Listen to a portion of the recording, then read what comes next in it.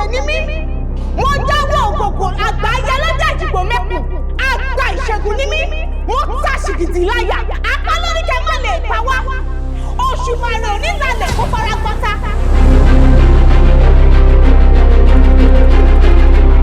150,000 naira ni mo máa ń charge. 1,500k.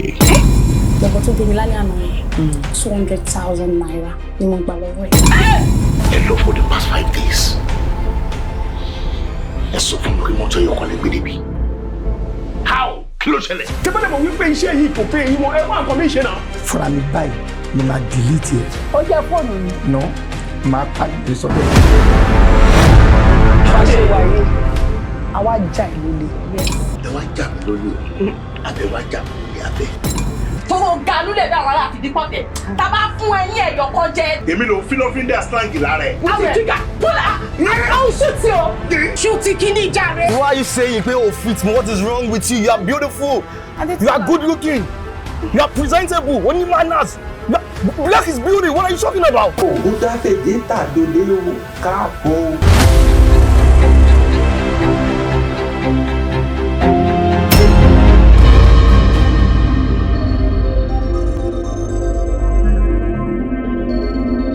Kí ló ń fún ẹgbẹ́? Ṣé búrẹ́dì ni àbí kí ni?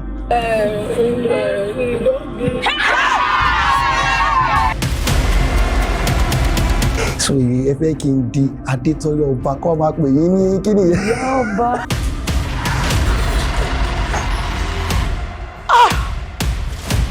Ọmọ mi padà ṣìyàn.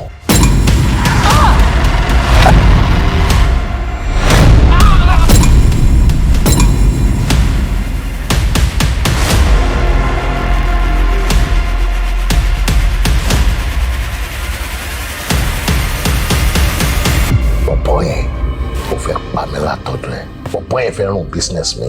Bọ̀bọ̀ yẹn fẹ́ níṣẹ́ tí mo ṣe kí n máa ṣe mọ́. Iṣẹ́ wo ló fẹ́ kí n máa ṣe? Tó dẹ̀ mọ́rú iṣẹ́ tá à ń ṣe. Kò sí anything tó máa ṣẹlẹ̀. Òun gbàgbé pé kí a tó mọ àwọn pípù yìí ni wọ́n ti ń live life fún. Ká ní pé o pàdé irú ẹni tó ń fẹ́ lọ́wọ́ báyìí. Irú oko tó fẹ́ pa èyí ò ní pa ẹ̀. Ifá ńlá àrọ̀ gidimọ̀jà.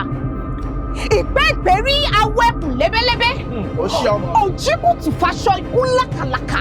Fire! Ìtajà ní ọ̀pọ̀ fi ọ̀pọ̀ tó bí àwọn ọ̀tẹ́kùn. Ikú